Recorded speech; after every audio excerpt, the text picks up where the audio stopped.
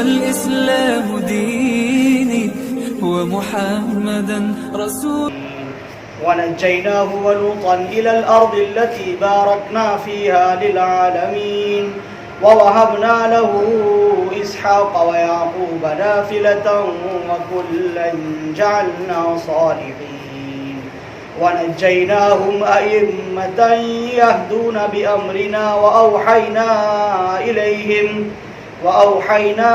إليهم فعل الخيرات وإقام الصلاة وإيتاء الزكاة وكانوا لنا عابدين. ولوطا آتيناه حكما وعلما ونجيناه من القرية التي كانت تعمل الخبائث إنهم كانوا قوم سوء فاسقين وأدخلناه في رحمتنا إنه من الصالحين. صدق الله مولانا العظيم. سورہ انبیاء کا یہ 5واں رکوع چل رہا ہے.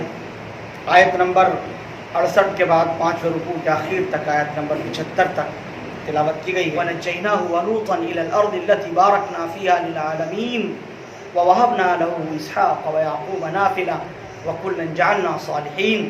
اور ہم نے انہیں اور لوط علیہ السلام کو بچا کر ہم اس سرزمین کی طرف لے گئے جس میں ہم نے دنیا جہان کے لوگوں کو لیے برکتیں رکھی ہیں.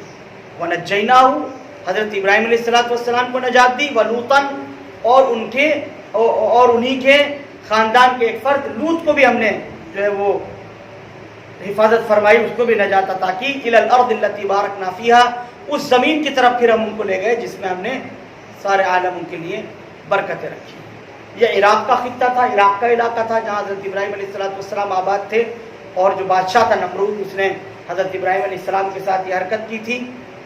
یہ عراق کا علاقہ تھا. پھر حضرت ابراہیم اور حضرت لوط علیہ السلام یہ علاقہ چھوڑ کر ملک شام کی طرف تشریف لے گئے. حضرت لوط علیہ السلام حضرت ابراہیم علیہ السلام کے بھتیجے ہیں, سگے بھتیجے ہیں. اور یہ صرف واحد شخص تھے جو حضرت ابراہیم علیہ السلام پر ایمان لائے تھے. ان کی پوری قوم میں کوئی ایمان نہیں لایا. حضرت لوط علیہ السلام ایمان لے آئے تھے. انہوں نے یہ معجزہ دیکھ لیا تھا تو حضرت ابراہیم علیہ السلام پر ایمان لے آئے, ان کی بات کو تسلیم کیا اور انہوں نے ساتھ دیا حضرت ابراہیم علیہ السلام کا.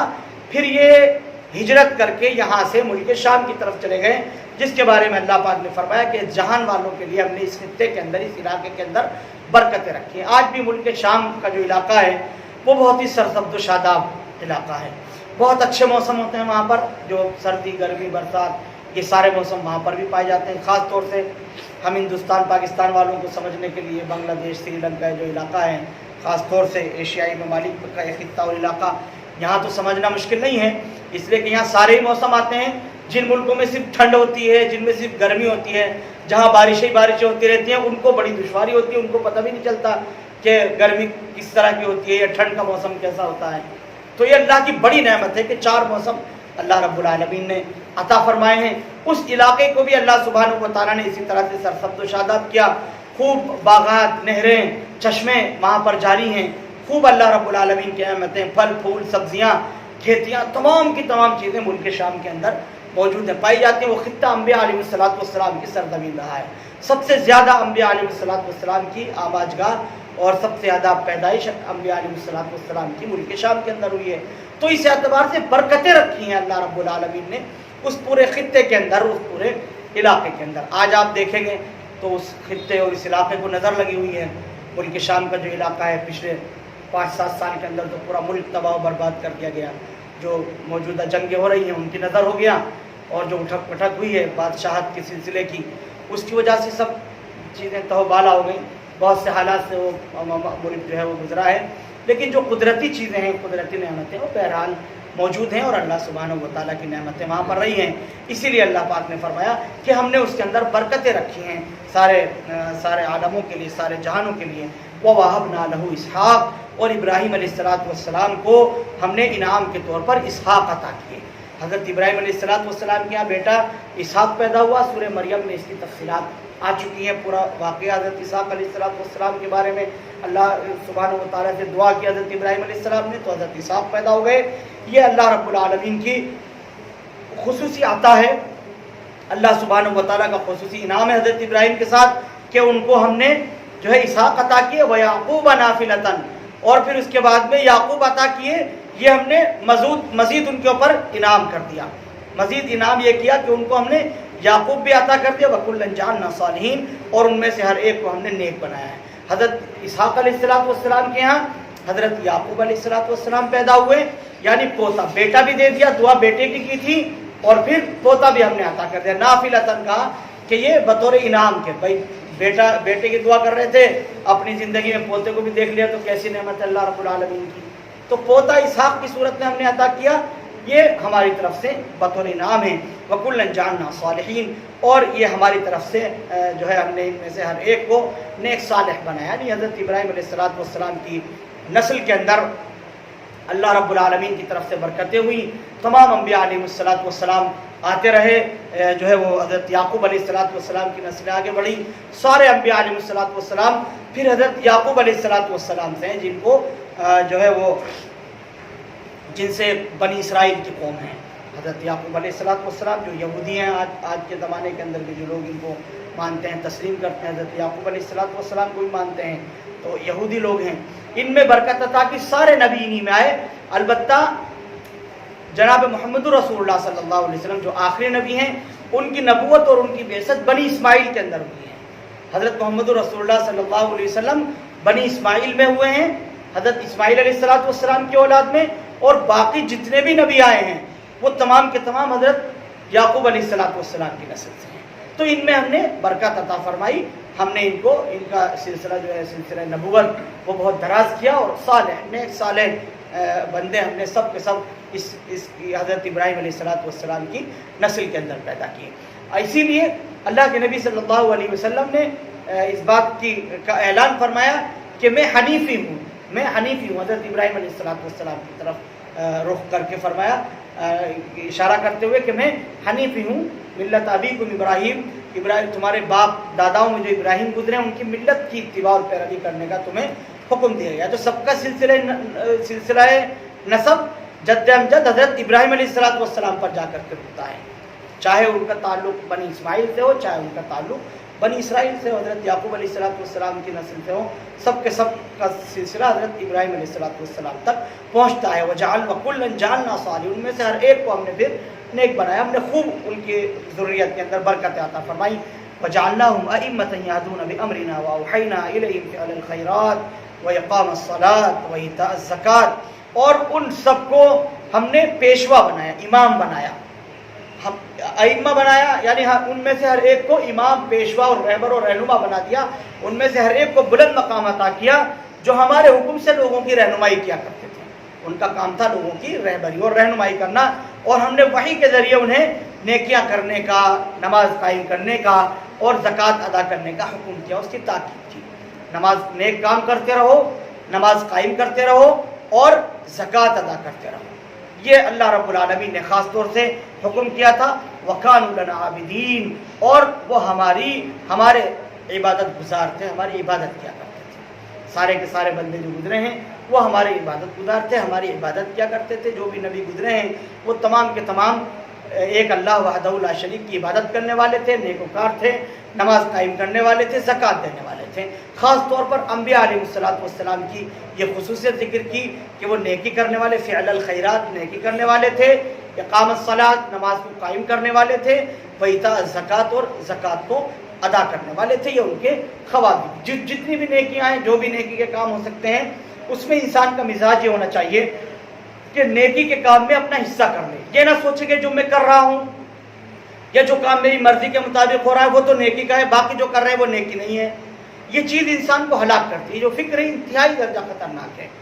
فکر اور مزاج یہ ہونا چاہیے کہ جہاں بھی نیکی کا کوئی کام ہو رہا ہے، خیر کا کوئی کام ہو رہا ہے، اس کے اندر میری حصے داری ہو جائے، تھوڑی سی میری شرکت ہو جائے۔ میں پورا تو نہیں کر سکتا، لیکن میرے بھائی جو دوسرے لوگ کر رہے ہیں، کم از کم ان کی تھوڑی سی حصے داری ہو جائے گی میری اس کے اندر، اور ان کی تھوڑی سی دلجوئی ہو جائے گی۔ یہ مزاج ہونا چاہیے، ہر نیکی کے کام کے اندر یہ مزاج ہونا چاہیے۔ یہ نہ ہو کہ جو ہم کریں وہ تو ٹھیک ہے، جو دوسرے کریں وہ غلط ہے، جو ہم کریں وہ نیکی ہے اور جو دوسرا کر رہا ہے وہ بدی ہے۔ یہ چیز انسان کو ہلاکت کے اندر ڈالتی ہے، اللہ کے اس پر بڑی سخت بات ہوتی ہے۔ کوئی بھی نیکی کا کام ہو اس میں تعاون کرنے کا مزاج ہونا چاہیے۔ اقام الصلاۃ، نماز قائم کرنا۔ نماز قائم کرنے کا مطلب صرف یہ نہیں ہے کہ آدمی نمازی بن جائے، خود نماز پڑھے، بلکہ نماز کا ماحول بنائے، دوسروں کو بھی نماز کی تاکید کرے، ساری زندگی کے اندر نماز کی کیفیات آ جائیں، پورا ماحول بنے نماز کو قائم کرنے کا۔ اس کے اندر مسجد کا رکھ رکھاؤ بھی ہے، مسجد کی تعمیر بھی ہے، لوگوں کو نماز کی تاکید بھی ہے، مسجد کی طرف بلانا بھی ہے، نماز کے اندر امامت بھی ہے، اور اس کے جو بھی لوازمات ہو سکتے ہیں وہ تمام کے تمام اقامت الصلاۃ کے اندر آتے ہیں۔ وَإِيتَاءِ الزَّکَاۃ، اور تیسری بات فرمائی کہ زکوٰۃ ادا کرنے والے تھے وہ تمام کے تمام زکوٰۃ جو اللہ رب العالمین نے فرض کی ہے، جو ذمہ رکھا ہے، اس کو ادا کرنا اور حق والوں تک پہنچانا، یہ ذمہ داری ہے۔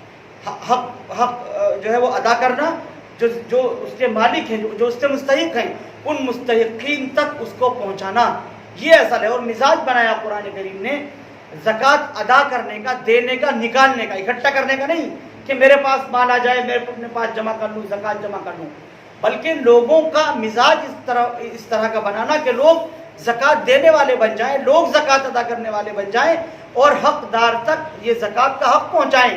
یہ اصل مزاج شریعت ہے۔ یہ مزاج شریعت نہیں کہ میں زکوٰۃ اکٹھا کروں یا جو ہے وہ لوگ سب کے سب اکٹھا کر کے زکوٰۃ تک پہنچانے والے بنے، یہ طریقہ ٹھیک نہیں، بلکہ زکوٰۃ لوگوں تک لوگ زکوٰۃ دینے کے عادی ہوں اور جو مستحقین ہیں ان تک زکوٰۃ پہنچائیں۔ وَكَانُوا لَنَا عَابِدِينَ، اور یہ تمام کے تمام ہماری عبادت کرنے والے تھے۔ یہ اس طرح کے افراد گزرے ہیں جو ہماری عبادت گزار تھے، ہماری عبادت کیا کرتے تھے۔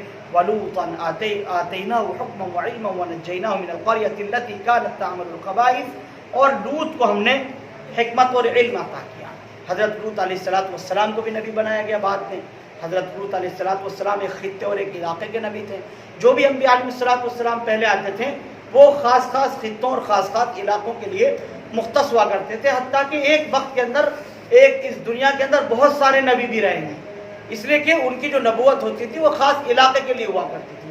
یہ صرف اس امت محمدیہ کی خصوصیت ہے کہ نبی آخر الزمان حضرت محمد رسول اللہ صلی اللہ علیہ وسلم سارے عالموں کے لیے نبی بنائے گئے اور قیامت تک کے لیے نبی بنائے گئے، اور اس امت کو امت دعوت بنایا گیا قیامت تک کے لیے۔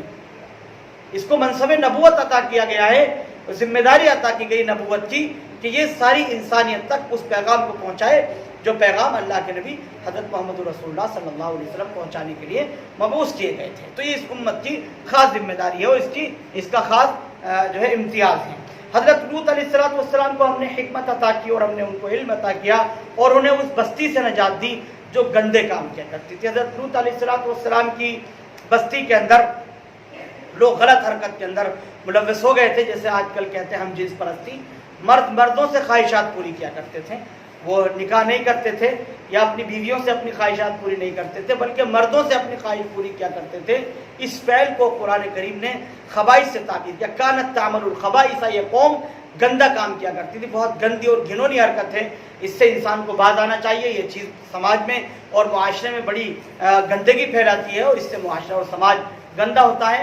قوم لوط علیہ السلام، حضرت لوط علیہ السلام کی قوم کے بارے میں قرآن کریم میں ایک جگہ کہا ہے کہ حضرت لوط علیہ السلام کی قوم سے پہلے دنیا میں کبھی کسی نے یہ حرکت نہیں کی تھی جو حضرت لوط علیہ السلام کی قوم کیا کرتی تھی۔ یہ پورا واقعہ تفصیل سے جو ہے وہ سورہ مریم میں آ چکا ہے، اس کی تفصیلات ہیں۔ قرآن کریم نے یہاں کہا کہ اس قوم سے بھی ہم نے ان کو نجات دی جو برا کام کیا کرتی تھی۔ انہم کانوا قوم سوء فاسقین، یہ حقیقت یہ ہے کہ برائی کرنے والی اور نافرمان قوم تھی، یہ نافرمان لوگ تھے اور بری حرکتیں کرنے والے لوگ تھے۔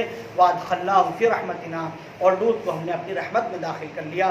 إِنَّهُ مِنَ الصَّالِحِينَ، یقیناً وہ نیک لوگوں میں تھے۔ حضرت لوط علیہ السلام نیک لوگوں میں تھے، ان کے متبعین اور ان کے پیروکار جتنے لوگ تھے وہ حضرت لوط علیہ السلام کے ساتھ تھے، ان کو اللہ نے بچایا اور ان کی قوم کو ہلاک و برباد کر دیا گیا، ان پر اللہ رب العالمین کا عذاب نازل۔